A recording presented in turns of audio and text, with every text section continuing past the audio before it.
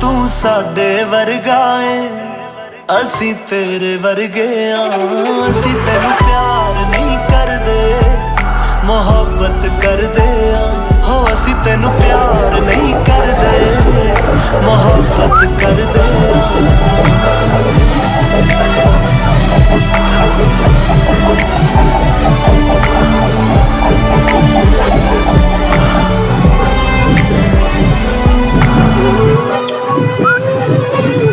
मैं हर दिन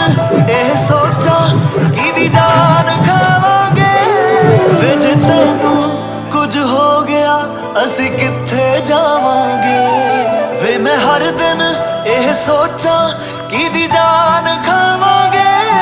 वे जे तैनू कुछ हो गया असी कित्थे जावांगे वे तू हर हाल रखिया कर तू अपना ख्याल रखिया